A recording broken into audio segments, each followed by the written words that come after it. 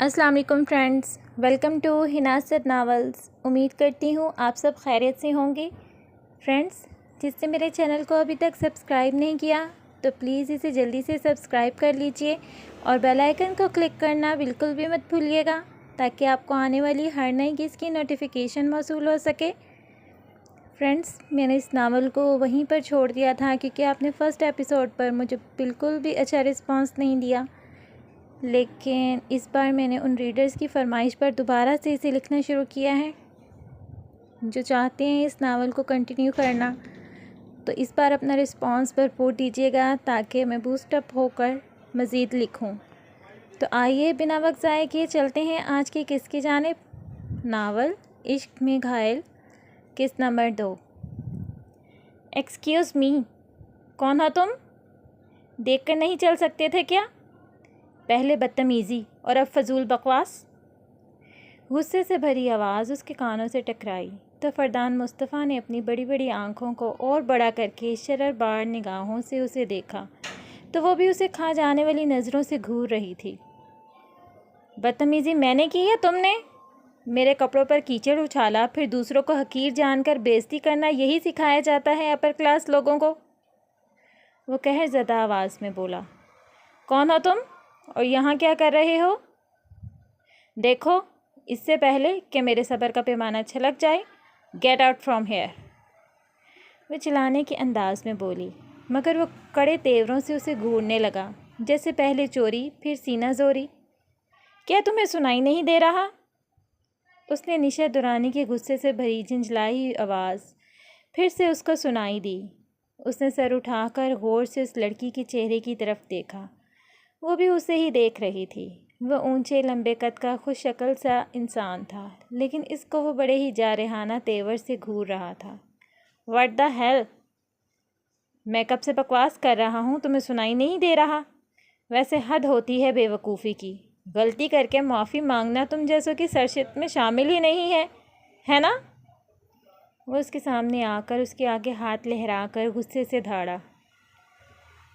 ان limits, ہاں؟ وہ غرا کر بولی، کیونکہ وہ بالکل اس کے سامنے کھڑا ابھی بھی اسی کو گھور رہا تھا۔ اب اس کے ماتھے پر پہلے سے بھی زیادہ بل پڑ چکے تھے۔ او مسٹر ایکس وائی زی، جو بھی ہو تم، اگر تم دھیان سے چلتے نا تو کیچڑ تم پر نہ گرتا، لیکن مجھے تو تم اپنے دھیان میں ہی نہیں لگ رہے تھے۔ بالکل پاگل لگ رہے ہو جو یہاں یوں ٹہل رہے ہو جیسے کہ یہ کوئی پارک ہو۔ یہ نشا دورانی کی سلطنت ہے، یہاں میرا راج چلتا ہے۔ میری ہی زمین پر کھڑے ہو کر مجھے ہی دھمکانے کے جرم میں تو میں پولیس کے پاس نہیں سیدھا اوپر پہنچا دوں گی، اور جب میں بولتی ہوں اس سے میں 100% شیور ڈبل کر کے دکھانے کے گٹس رکھتی ہوں۔ اس نے سامنے کھڑے اس لڑکے کا چند پل میں ہی تفصیلی جائزہ لینے کے بعد غصے میں وارننگ دینے کے انداز میں کہا۔ واٹ؟ پاگل ہو گئی ہو تم جو خود کو نعوذ باللہ خدا سمجھ رہی ہو؟ یہ کائنات اس کے چپے چپے کا مالک صرف اور صرف اللہ پاک ہے۔ تمہارے اس گھمنڈ کا بت ضرور ایک نہ ایک دن ٹکڑے ٹکڑے ہوگا، یاد رکھنا۔ خود کو حاکم اور ہمیں کیڑے مکوڑے سمجھ کر تمہارا جو دل چاہے گا کرو گی؟ وہ غصیلی آواز میں بولا۔ یہ میری انڈسٹری ہے، میں یہاں جو مرضی کروں۔ تم کون ہوتے ہو مجھے اتنی باتیں سنانے والے؟ اس شخص کے منہ سے اپنے لیے پاگل کا لفظ سن کر اس کے تو تلووں سے لگی اور سر پر بجھی، پھر اس کا بھی پارا چڑھ گیا اور اس کے منہ میں جو بھی آیا وہ بولتی چلی گئی۔ جسٹ شٹ اپ، تم جس پر مرضی کیچڑ اچھالو، لیکن آئندہ میرے سامنے مت آنا ورنہ مجھ سے برا کوئی نہیں ہوگا۔ نان سینس، صبح صبح ہی سارا موڈ خراب کر کے رکھ دیا۔ اس نے بھی انتہائی درشتگی سے کہا اور انگلی کے اشارے سے اس کو وارن کر کے وہاں سے لمبے لمبے ڈگ بھرتا ہوا نکل گیا۔ وہ جو حیرت سے منہ کھولے کھڑی تھی، اس کو تب ہوش آیا جب وہ جا چکا تھا۔ پھر وہ پیچھے سے بہت زور سے چلا کر بولی، nonsense, go to hell! پتہ نہیں سمجھتا کیا ہے خود کو۔ پھر خود ہی غصے سے پاؤں پٹکتی وہاں سے اندر کو چل دی۔ آج صبح صبح ہی اس کا موڈ خراب ہو گیا تھا۔ Hello, police station? یل کے پلٹتے ہی عبیرہ نے لینڈ لائن سے پولیس اسٹیشن کال ملائی مدد کے لیے۔ اس وقت اس کا اپنا فون روم میں رہ گیا تھا۔ اس نے دماغ کا استعمال کرتے ہوئے پاس پڑے لینڈ لائن سے کال ملائی تھی۔ ہے بیوٹی، یل سے ہوشیاری، ہاں؟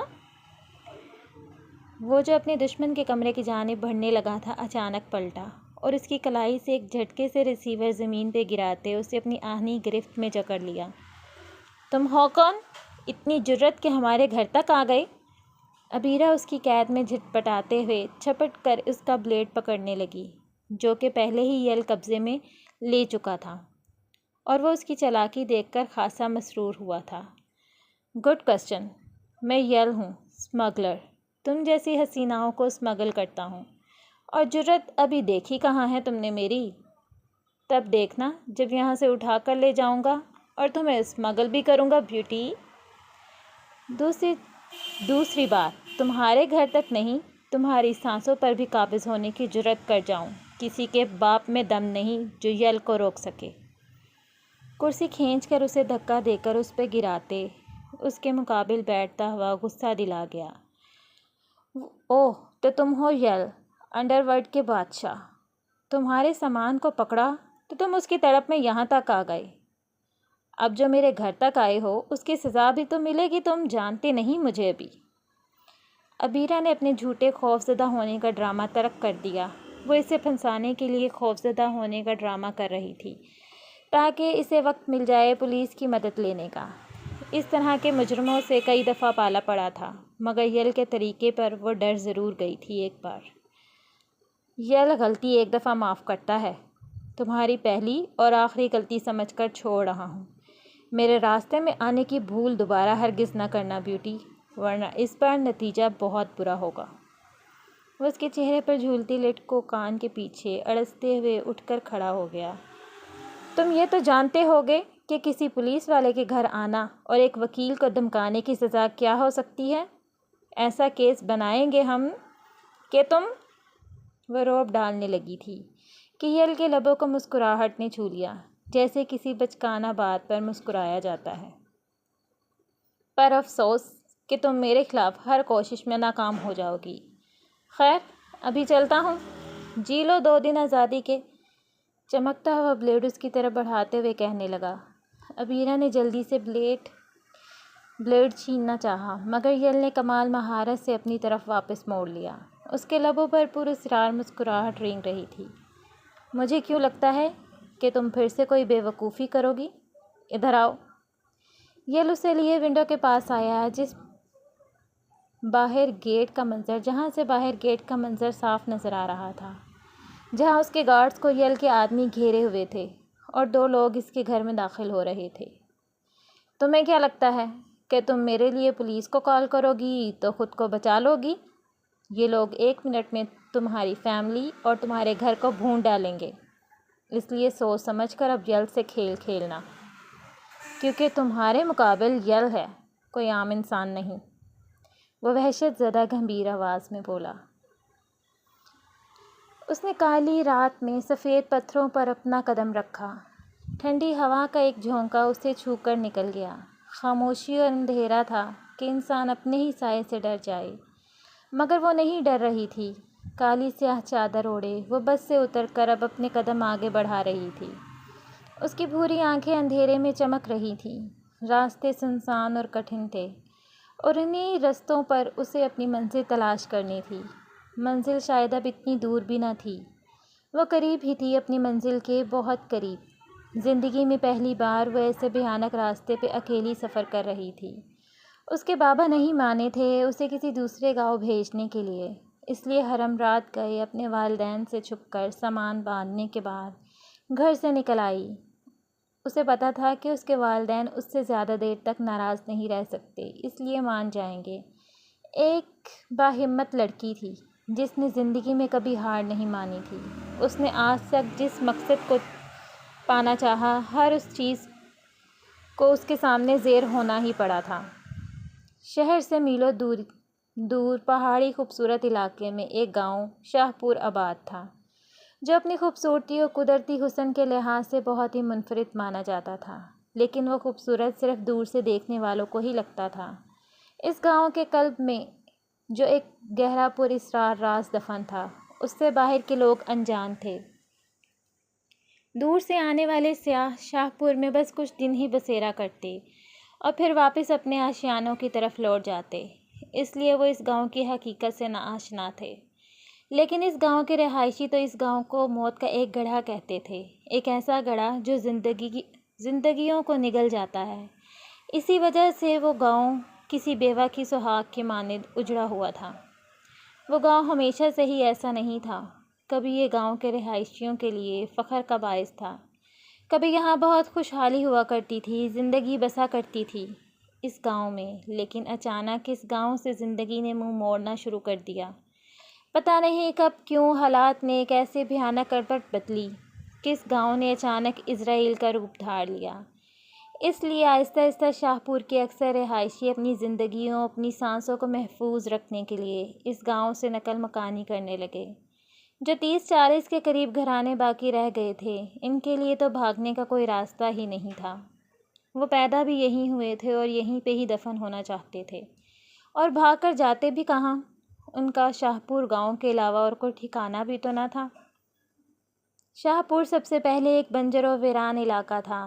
سال 2 سال میں کبھی کبھی خانہ بدوشوں کی کوئی ٹولی یہاں کچھ دنوں کے لیے پڑاؤ ضرور ڈال لیتی، لیکن پھر سارا علاقہ پہلے کی طرح سنسان ہو جاتا۔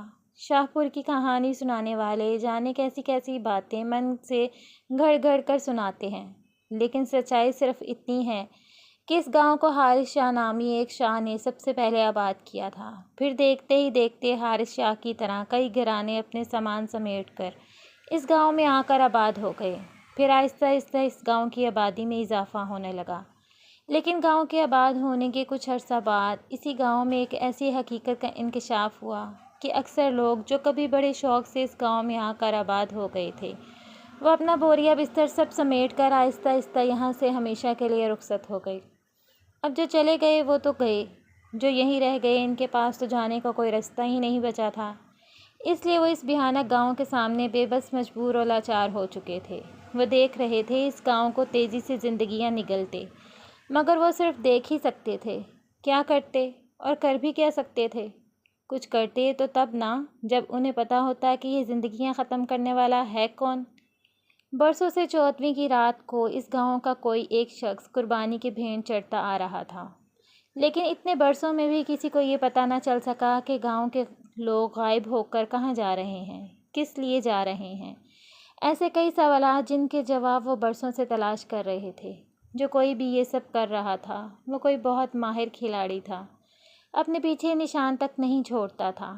وہ اب تک کئی ماؤں سے ان کے بیٹے چھین چکا تھا، کئی لڑکیوں نے بھی بھری جوانی میں ہی بیوگی کی چادر اوڑھ لی تھی، اور کئی معصوم بچے اپنے باپ کے سائے سے محروم ہو گئے تھے۔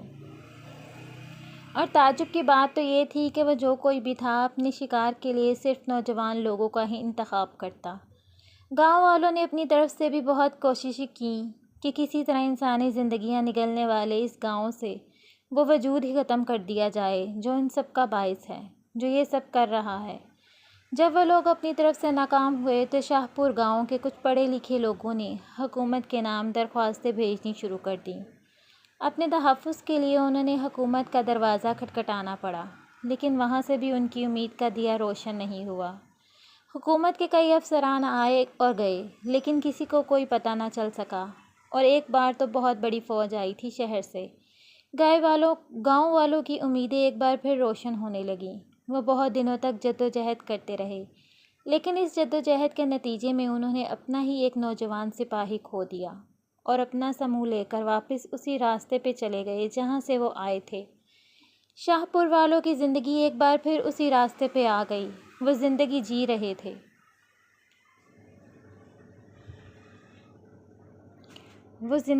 رہے تھے، لیکن اپنی جان ہتھیلی پر رکھ کر۔ جب گاؤں والے ہر طرف سے اور ہر طرح سے ناکام ہو گئے تو وہ اس نتیجے پہ پہنچے کہ اس گاؤں میں کسی عصیب کا سایہ ہے۔ یہ قتل کوئی انسان نہیں بلکہ کوئی روح یا کوئی جن بھوت کر رہا ہے۔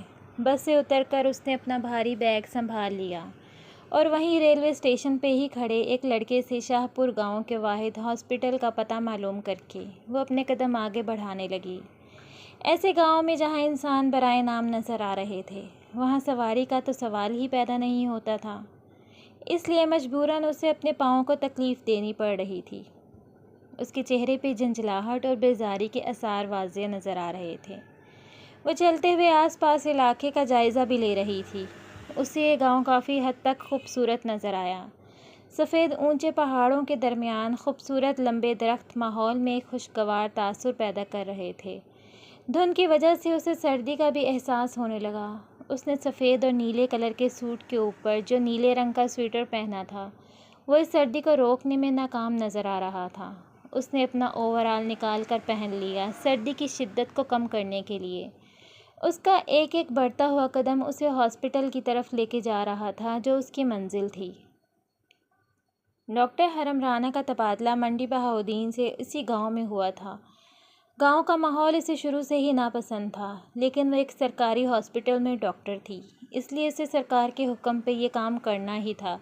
اب وہ چاہے چھانگا مانگا جنگل میں بھیج دیتے یا اس طرح کے کسی گاؤں میں، وہ سرکار کے ماتحت کام کر رہی تھی اور سرکار کے سامنے ہی جواب دہ تھی۔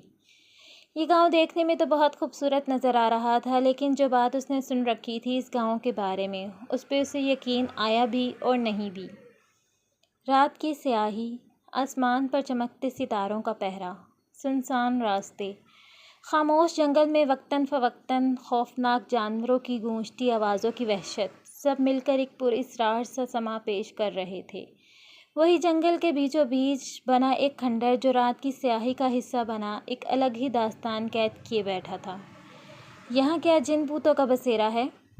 وحشت بھرے ماحول میں اس کی اپنی گمبھیر سرسراتی آواز نے ارتعاش پیدا کیا تھا۔ پیروں کے تلے روندے جانے والے سوکھے پتے عجیب و غریب آواز پیدا کر رہے تھے۔ تبھی کسی جانور کی گھراہٹ نے ماحول کی وحشت میں اضافہ کیا۔ ہائے اللہ، یہ کیا تھا؟ نڈر حرم بھی اس پہر لرز اٹھی۔ میں نے ماما اور بابا کی بات نہیں مانی اور اسی لیے میرے ساتھ یہ ہو رہا ہے۔ یا اللہ، مجھے بچا لینا، ان جن بھوتوں نے تو میرا تکہ بوٹی بنا کر کھا لیا تو میری تو ہڈیاں بھی نہیں بچیں گی۔ وہ خوفزدہ نظروں سے ادھر ادھر دیکھتی، منہ ہی منہ میں بڑبڑاتی ہوئی قدم بڑھاتی چلی جا رہی تھی۔ اسے لگا جیسے اس کے کوئی بہت قریب اس کے پیچھے پیچھے چل رہا ہے۔ نہ رانا، پیچھے مڑ کر مت دیکھنا۔ کہانیوں قصوں میں سنا ہے جس نے پیچھے مڑ کر دیکھا وہ زندہ نہیں بچتا۔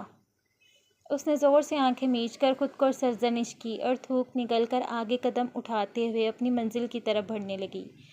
جب دوبارہ قدموں کی آہٹ سماعت میں گردش کی تو اس کے منہ تک کرواہٹ گھلی تھی۔ اس کے تیز چلتے قدم سست پڑنے لگے۔ ناٹ اگین الامیہ جی۔ رانا، تو بہادر ہے، یہ جن چڑیل تیرا کچھ بگاڑ نہیں سکتی، بھول مت۔ جھنجھلاہٹ سے کہتے منہ بنایا گیا تھا اور خود کا حوصلہ بڑھایا۔ تم ابھی ڈاکٹر حرم رانا کو جانتے نہیں، کسی نے مجھے ہاتھ بھی لگایا تو ہاتھ پاؤں کاٹ ڈالوں گی، سمجھے؟ خود کو بچا سکتے ہو تو بچا لو مجھ سے، آئے بڑے مجھے ڈرانے والے۔ پراسرار لہجہ، گہری بھوری تبسم لیے آنکھیں، سامنے سیاہی میں ڈوبے راستے پر نظریں جمائے بولی تھی۔ حرم، زیادہ بڑھ کے مت مار، اگر اس کے پاؤں الٹے ہوئے تو بے ہوش ہو جانا ہے تو نے۔ وہ منہ میں خود سے بڑبڑائی۔ ہائے حرم، اگر وہ کوئی چڑیل نہ ہوئی، کوئی جن ہوا اور تجھ جیسی خوبصورت لڑکی پر عاشق ہو گیا تو؟ ارے نہ بابا، دور فٹے منہ، کیا سوچنے لگی تو؟ اس نے اپنے سر پر ہاتھ مار کر خود کلامی کی۔ یا اللہ، دیکھ لے تیری دنیا میں خوبصورت لوگوں کا بھی جینا حرام ہوا پڑا ہے، اب کوئی میرے جیسا خوبصورت بھی پیدا نہ ہو، کتنی مشکل پڑ جاتی ہے۔ وہ مسلسل بول رہی تھی۔ حرم۔ تبھی ایک سرسراتی ہوئی آواز اس کی سماعتوں سے ٹکرائی تو اس کے وجود میں سنسنی سی دوڑ گئی۔ آلتو جلالتو، آئی بلا کو ٹالتو، یا اللہ تیرا ہی آسرا ہے، بچائے اس مشوم ڈاکٹر کو۔ میں لوگوں کی زندگیاں بچانے کے لیے یہاں آئی تھی، یہاں مجھے اپنے ہی جان کے لالے پڑ گئے ہیں۔ اس نے اپنا بیگ مضبوطی سے پکڑ کر وہاں سے دوڑ لگا دی اور پیچھے مڑ کر بھی نہیں دیکھا۔ اذان کی آواز سنائی دی تو اس کی جان میں جان آئی۔ شکر الحمدللہ، آج آپ نے بچا لیا۔ بابا صحیح کہتے ہیں کہ جہاں آپ کو لگے آپ اکیلے ہو، کوئی آپ کے ساتھ نہیں، تب بھی آپ اکیلے نہیں ہوتے، اللہ تعالیٰ ہمیشہ آپ کے ساتھ ہوتا ہے، اور کوئی آپ کے ساتھ ہو نہ ہو، آج آپ نے میرا ساتھ دیا، بچا لیا مجھے۔ وہ ہانپتے ہوئے بولی۔ اب اسے اکا دکا گھر نظر آنے لگے تھے۔ وہ چلتے چلتے اس گاؤں کے اندر داخل ہو چکی تھی۔ اپنا بھاری بیگ اٹھائے وہ کافی تھکن محسوس کر رہی تھی۔ پہاڑی علاقے میں پیدل چلنے کا یہ اس کا پہلا تجربہ تھا۔ یہاں تک آتے آتے اس کی بیزاری میں مزید اضافہ ہو چکا تھا۔ اسے دور کہیں ایک عورت بکریاں چراتی نظر آئی اور پاس ایک بوڑھا لکڑیاں کاٹ رہا تھا۔ بچے بھی پاس پتھروں کے گھر بنا کر کھیل رہے تھے، لیکن اب چونکہ سبھی کی نگاہ اس پہ پڑ چکی تھی، اس لیے سارے بچے کھیل چھوڑ کر اس کی طرف حیرت سے دیکھنے لگے۔ وہ صرف بچے ہی نہیں، وہ بکریاں چراتی عورت اور وہ بوڑھا جو لکڑیاں کاٹ رہا تھا، سب اسے گھور کر دیکھ رہے تھے، جیسے وہ کوئی عجوبہ ہو یا کوئی آسمانی مخلوق جو غلطی سے اس گاؤں میں آ گئی ہو۔ وہ سمجھ نہیں سکی کہ آخر وہ لوگ کیوں اسے اتنے غور سے دیکھ رہے تھے۔ کیا پہلے انہوں نے کسی انسان کو نہیں دیکھا، یا انہوں نے کوئی ڈاکٹر کو اوور آل پہنے نہیں دیکھا تھا اب تک؟ اسے ان کا اس طرح کام روک کر اسے گھور کر دیکھنا ناگوار گزرا، مگر وہ رکی نہیں، آگے چلتی رہی اور گاہے بگاہے ان لوگوں کو بھی دیکھ رہی تھی۔ ایسے سین اس نے صرف فلموں میں ہی دیکھ رکھے تھے، مگر اب چونکہ اس کا واسطہ حقیقت میں ایسے لوگوں سے پڑ رہا تھا، اس لیے وہ تھوڑی کنفیوز تھی۔ بہرحال تھکن سے نڈھال بڑے لمبے سفر کے بعد وہ ہاسپٹل تک پہنچ ہی گئی، لیکن ہاسپٹل کی ٹوٹی پھوٹی عمارت دیکھ کر اس کی حیرت ختم نہیں ہو رہی تھی۔ رنگ اترنا تو غیر معمولی بات تھی، لیکن وہ عمارت تو بالکل ہی ایک کھنڈر کا سماں پیش کر رہی تھی۔ ایسا لگ رہا تھا جیسے برسوں سے استعمال ہی نہیں ہوئی۔ اس نے اپنا پہلا قدم اندر رکھا اور پہلا قدم رکھتے ہی اسے عجیب بدبو کا احساس ہوا۔ بے ساختہ اس نے اپنی شال کا پلو پکڑ کر ناک پہ رکھا اور ادھر ادھر کا جائزہ لیتے ہوئے آگے بڑھنے لگی، لیکن جب وہ پوری طرح عمارت کے اندر داخل ہو چکی تو وہ ٹھٹک کر رک گئی۔ دیواروں پہ رنگ کا نہ ہونا اور عمارت کا ٹوٹا پھوٹا ہونا، یہ تو کچھ بھی نہیں تھا اس منظر کے سامنے جو وہ کھلی آنکھوں سے اپنے سامنے دیکھ رہی تھی۔ ہر طرف کالی سفید بھیڑیں بندھی تھیں۔ ایسا خوفناک منظر تو اس نے کسی فلم میں بھی نہیں دیکھا تھا۔ اس میں ناگواری کے ساتھ ساتھ غصے کی بھی شدید لہر ابھری۔ یہ ہاسپٹل ہے یا اینیمل پلانٹ؟ کڑتے ہوئے اس نے سوچا۔ اس نے دیوار پہ غصے سے لات مار کر اپنا غصہ کم کرنے کی کوشش کی، مگر اس کوشش میں اس کے اپنے ہی پاؤں پہ چوٹ آئی۔ بے اختیار وہ اعلیٰ عہدوں پر فائز ان افسران کو خوبصورت گالیوں سے نوازنے لگی جنہوں نے اسے اس استبل نما ہاسپٹل میں بھیجا تھا۔ وہ ایک پل بھی مزید وہاں رکے بنا وہاں سے باہر نکل آئی۔ وہ ابھی بھی اپنے غصے سے کھول رہی تھی۔ اپنا بیگ وہیں رکھ کر تیز تیز قدم اٹھاتے ہوئے باہر کی طرف چلنے لگی۔ اب اسے سب سے پہلے جو بھی نظر آتا اس کی تو خیر نہیں تھی۔ وہ لال چہرے کے ساتھ اپنے افسران کو گالیوں سے نوازنے کے علاوہ ان گاؤں کے رہائشیوں کو بھی نہیں بخش رہی تھی۔ اسے اپنا غصہ اتارنے کے لیے بہرحال ایک لڑکا مل ہی گیا۔ وہ بوری اٹھائے کہیں جا رہا تھا۔ وہ یکدم اس کے سامنے جا کر کھڑی ہو گئی۔ اس بیچارے کو رکنا ہی پڑا۔ وہ اس کے سامنے جاتے ہی شروع ہو گئی۔ شرم نہیں آتی تم لوگوں کو؟ ہاسپٹل کی کیا حالت بنا رکھی ہے؟ وہ ہاسپٹل ہے جہاں تم جیسے جراثیم سے بڑھے ہوئے انسانوں کا علاج ہوتا ہے؟ کوئی تم لوگوں کے باپ دادا کی ملکیت نہیں کہ جو دل میں آئے وہی کرو اس کے ساتھ؟ ہاسپٹل میں بھیڑ بکریاں باندھنے کی کون سی تک بنتی ہے؟ اس کے جو بھی منہ میں آیا وہ بولے چلی جا رہی تھی، یہ جانے بنا کہ سامنے کوئی اس کی بات سن بھی رہا ہے یا نہیں۔ وہ کافی دیر جب اپنا غصہ نکال کر ریلیکس ہوئی تو اس نے سوالیہ نگاہوں سے اس لڑکے کی طرف دیکھا جو منہ کھولے اسے دیکھ رہا تھا۔ بولتے کیوں نہیں کچھ؟ منہ میں زبان نہیں ہے کیا؟ وہ بھیڑیں کس کی ہیں؟ اس لڑکے نے ہاتھ سے کوئی اشارہ کیا اور اس کا دل چاہا وہ اپنا سر پیٹ لے۔ مطلب اتنی دیر سے وہ ایک گونگے پہ اپنی انرجی ویسٹ کر رہی تھی۔ جو غصہ اس پہ نکال کر ایک بار وہ ختم کر چکی تھی، وہ غصہ ایک بار پھر سے آ گیا۔ اب وہاں اس کا رکنا بیکار تھا، اس لیے وہ پھر سے آگے کی جانب بڑھی۔ کچھ ہی آگے جانے کے بعد اسے ایک بوڑھی عورت نظر آئی۔ وہ پتہ نہیں ایک پتھر پر بیٹھ کر نہ جانے کیا کر رہی تھی۔ اس بار اس نے سابقہ تجربات کی روشنی میں سب سے پہلے اس بوڑھی عورت سے یہی سوال کیا، آپ گونگی تو نہیں ہیں؟ اس سوال پہ اس بوڑھی عورت نے اسے گھور کر دیکھا اور ایک دم پتھر سے اٹھ کر کھڑی ہوئی۔ ارے گونگی ہوگی تو آ تیرا دماغ کھولوں۔ وہ پتہ نہیں اور بھی کیا کیا کہتی رہی۔ جب وہ اپنا سارا غصہ نکال چکی تب اس نے شریفانہ انداز میں پوچھا، ہسپتال میں بھیڑیں کس کی ہیں؟ بڑے نخرے کے بعد بہرحال اس نے بتا ہی دیا کہ وہ بھیڑیں یہاں کے چودھری صاحب کی ہیں۔ تو ڈیئر ریڈرز، کیسی لگی آپ کو اس ناول کی سیکنڈ ایپیسوڈ؟ کمنٹ سیکشن میں اپنی رائے ضرور دیجیے گا، مجھے ضرور بتائیے گا کیسی لگ رہی ہے آپ کو ناول۔ اپنا بہت سا خیال رکھیے گا، انشاءاللہ جلدی ہی ملتے ہیں نیکسٹ ایپیسوڈ کے ساتھ۔ اللہ حافظ۔